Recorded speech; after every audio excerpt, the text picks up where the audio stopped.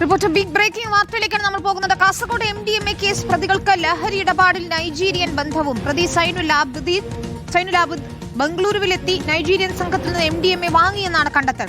ഇടനിലക്കാരില്ലാതെയാണ് Nigerian സംഘവുമായുള്ള ആബിദിന്റെ ഇടപാട്. ബംഗളൂരുവിൽ നിന്ന് MDMA സ്വകാര്യ ബസ്സിലാണ് എറണാകുളത്ത് എത്തിച്ചത്. ബംഗളൂരുവിൽ നിന്നുള്ള ലഹരിക്കടത്തിൽ മറ്റൊരു യുവതിയുടെ സഹായം ലഭിച്ചു എന്ന സൂചനകളുമുണ്ട്. പ്രതികളെ റിമാൻഡ് ചെയ്യുന്നതിന് മുൻപ് ചോദ്യം ചെയ്തപ്പോഴാണ് അന്വേഷണ സംഘത്തിന് നിർണായക വിവരങ്ങൾ ലഭിച്ചത്. അരുൺ പൂപ്പറമ്പ ചേരുകയാണ്. അരുൺ, നിസ്സാരക്കാരല്ല ഈ പ്രതികൾ എന്ന് ഒരിക്കൽ കൂടി വ്യക്തമാവുകയാണ്. ഇതിപ്പോൾ ഇടനിലക്കാർ പോലും ഇല്ലാതെ നൈജീരിയൻ സംഘത്തിൽ നിന്ന് നേരിട്ട്, അതായത് വിദേശ ലഹരിക്കടത്ത് സംഘത്തിൽ നിന്ന് നേരിട്ട് ലഹരി എത്തിക്കുന്ന നിലയിൽ പ്രവർത്തിച്ചിരുന്നു ഇയാൾ എന്നതാണ് ഏറ്റവും പ്രധാനപ്പെട്ട കാര്യം. ഈ ഉറവിടം, എത്രയധികം MDMA എവിടെ നിന്ന് ലഭിച്ചു എന്നതിന്റെ ഉറവിടം കൂടി കണ്ടെത്തേണ്ടതുണ്ട്. ആ രീതിയിലേക്ക് അന്വേഷണം പോകുന്നുണ്ടോ? ബംഗളൂരു കേന്ദ്രീകരിച്ച് ഇയാൾ ലഹരി കേരളത്തിലേക്ക് എത്തിക്കുന്നു, അത് നൈജീരിയൻ സംഘത്തിൽ നിന്ന് നേരിട്ട് എന്നതാണ് ഏറ്റവും നിർണായകമായ വിവരം.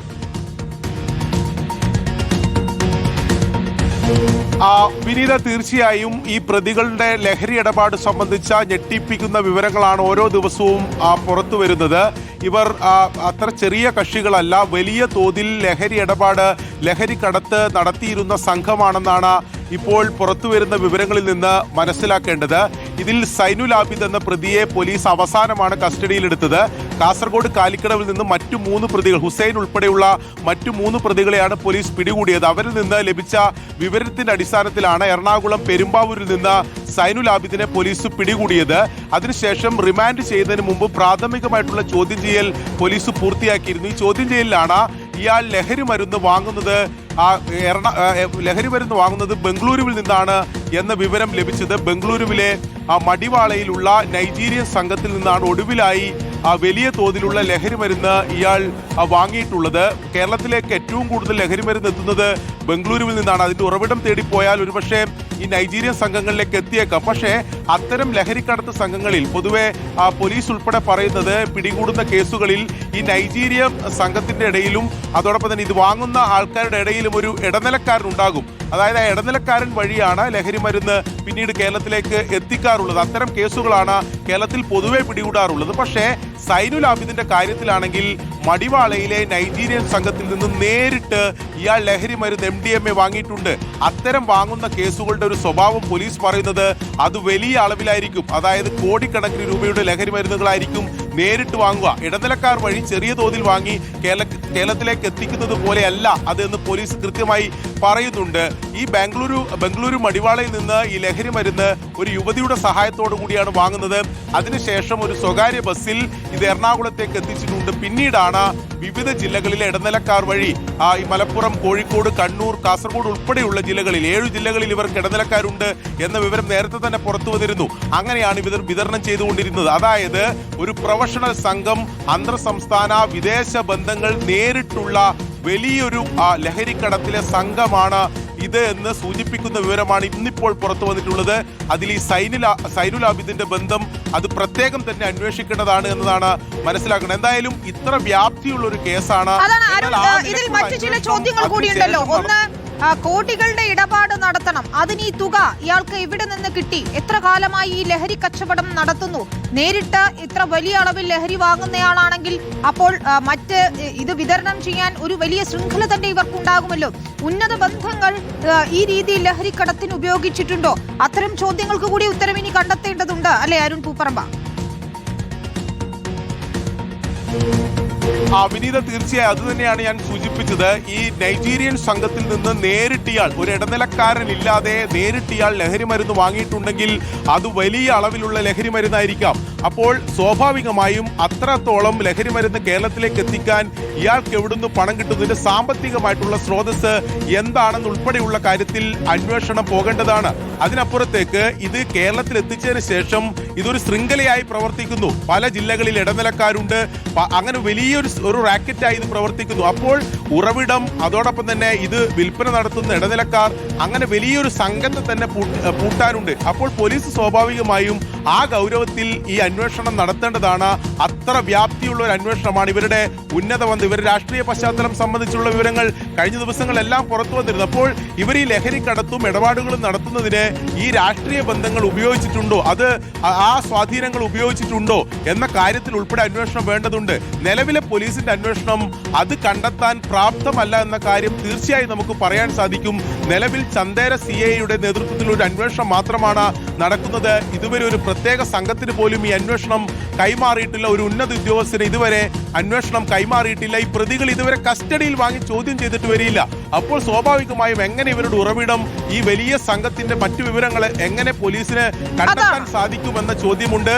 നിലവിൽ അറസ്റ്റിലായിട്ടുള്ള നാല് പ്രതികളിൽ ഈ അന്വേഷണം അവസാനിപ്പിക്കുമോ എന്ന ചോദ്യമാണ് പ്രസക്തമായി ഉയർന്നു വരുന്നത്. അതാണ് എന്തുകൊണ്ട് ഇവരെ കസ്റ്റഡിയിൽ വാങ്ങി ചോദ്യം ചെയ്യുന്നില്ല.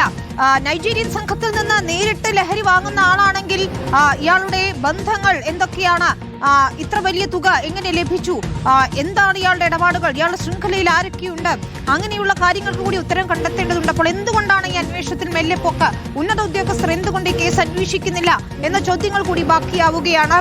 ചില ബന്ധങ്ങൾ, ഈ പ്രതിയുടെ ചില ബന്ധങ്ങൾ തന്നെയാണോ ഇതിന് തടസ്സമാകുന്നത് എന്നത് തന്നെയാണ് ചോദ്യം. അരുൺ പൂപ്പറമ്പയാണ് വിശദാംശങ്ങൾ നൽകിയത്.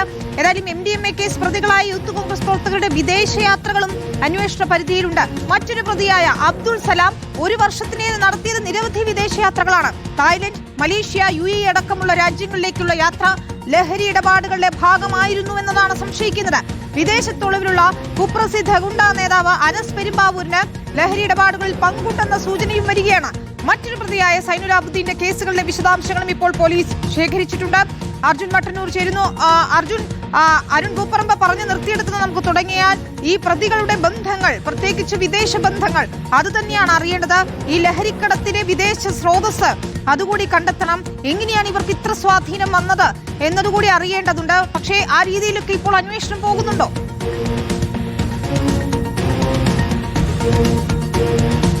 വിനീത, ഈ സംഘത്തിൽ ഇപ്പോൾ പിടിയിലായവർക്ക് പുറമെ കൂടുതൽ പേരുണ്ട് എന്ന് തന്നെയാണ് പോലീസ് സംശയിക്കുന്നത്. പക്ഷേ അവർ ആരൊക്കെയാണ്, എങ്ങനെയാണ് ഈ സംഘത്തിന്റെ പ്രവർത്തനം തുടങ്ങിയ കാര്യങ്ങളൊക്കെ തന്നെ പുറത്തു വരേണ്ടിയിരിക്കുന്നു. മാത്രവുമല്ല, ഏറ്റവും പ്രധാനപ്പെട്ട കാര്യം, ഈ സംഘത്തിൽപ്പെട്ട ഇപ്പോൾ പിടിയിലായിട്ടുള്ള അബ്ദുൾ സലാം കഴിഞ്ഞ ഒരു വർഷത്തിനിടെ പലതവണ വിദേശയാത്രകൾ നടത്തിയിട്ടുണ്ട് എന്നാണ് പോലീസിന്റെ കണ്ടെത്തൽ. പ്രത്യേകിച്ച് തായ്ലൻഡ്, മലേഷ്യ, UAE എന്നീ രാജ്യങ്ങളിലേക്ക് കഴിഞ്ഞ ഒരു വർഷത്തിനിടെ ഇയാൾ യാത്ര ചെയ്തിട്ടുണ്ട്. മറ്റ് ജോലികളൊന്നും അവിടെ ഇല്ലാത്ത ഒരാളാണ് അബ്ദുൾ സലാം. സ്വാഭാവികമായും എന്തിനു വേണ്ടിയാണ് ഈ യാത്ര ചെയ്തത് എന്നതൊരു പ്രധാനപ്പെട്ട കാര്യമാണ്. ഇത്തരത്തിൽ ലഹരി കടത്തുമായി ബന്ധപ്പെട്ട വിദേശ ബന്ധങ്ങളടക്കം ഉണ്ടോ എന്നതും ഒരു പ്രധാനപ്പെട്ട ചോദ്യമാണ്. ഈ കാര്യങ്ങളൊക്കെ തന്നെ പോലീസ് പരിശോധിക്കേണ്ടതാണ്. അതോടൊപ്പം തന്നെ മറ്റൊന്ന്, ഈ അബ്ദുൾ സലാം നേരത്തെ പ്രവർത്തിച്ചിരുന്നത് പെരുമ്പാവൂർ അനസ് എന്ന കുപ്രസിദ്ധ ഗുണ്ടാ തലവന്റെ സംഘത്തിലാണ്. അതിനുശേഷമാണ് ഇയാൾ ലഹരിക്കടത്തിലേക്ക് കടക്കുകയും ചെയ്തത്.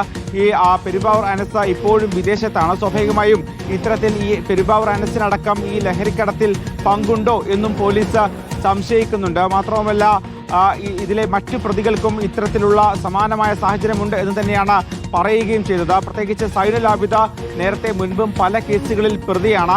എന്തായാലും ഇത് ഇന്നും ഇന്നലെയും തുടങ്ങിയ ഒരു ലഹരിക്കടത്തല്ല എന്ന് തന്നെയാണ് പോലീസിന്റെ നിഗമനം. ഇത്തരത്തിൽ വിദേശങ്ങളിൽ നിന്നും അതോടൊപ്പം തന്നെ മറ്റ് സംസ്ഥാനങ്ങളിൽ നിന്നും വലിയ തോതിൽ ലഹരി മരുന്ന് കൊച്ചിയിലേക്ക് എത്തിക്കുന്നു. അതിനുശേഷം ഇവിടെയുള്ള ബന്ധങ്ങളും സ്വാധീനവും അത് മറയാക്കിക്കൊണ്ട് സംസ്ഥാനത്തിന്റെ വിവിധ ഭാഗങ്ങളിലേക്ക് ലഹരി എത്തിക്കുന്നു, അവിടെ വിതരണം ചെയ്യുന്നു എന്നതാണ് പോലീസിന്റെ ഒരു പ്രാഥമികമായ നിഗമനം. പക്ഷേ ആ തരത്തിലേക്ക് അന്വേഷണം പോകേണ്ടതുണ്ട്. അങ്ങനെ അത്തരത്തിൽ അന്വേഷണം പോകണമെങ്കിൽ ഇവരെ കസ്റ്റഡിയിൽ വാങ്ങി വിശദമായി ചോദ്യം ചെയ്യണം. അതോടൊപ്പം തന്നെ ഇവരുടെ ഫോൺ റെക്കോർഡുകൾ, ബാങ്ക് ഇടപാടുകളൊക്കെ തന്നെ വിശദമായി പരിശോധിക്കേണ്ടതുണ്ട്. എന്തായാലും NCB അടക്കം ഈ കേസുമായി ബന്ധപ്പെട്ട പ്രാഥമികമായി വിവരശേഖരണം തുടങ്ങി എന്നതാണ് പ്രധാനപ്പെട്ട കാര്യം. എന്തായാലും ചെറിയ മീനല്ല ഇവർ എന്നതാണ് പോലീസ് പറയുന്നത്. അതാണ്, ചെറിയ മീനല്ല, വമ്പൻ സ്രാവുകൾ തന്നെയാണ്. ഇവർക്ക് പിന്നിൽ ആരൊക്കെ എന്നത് കൂടിയാണ് ചോദ്യം. ഏതായാലും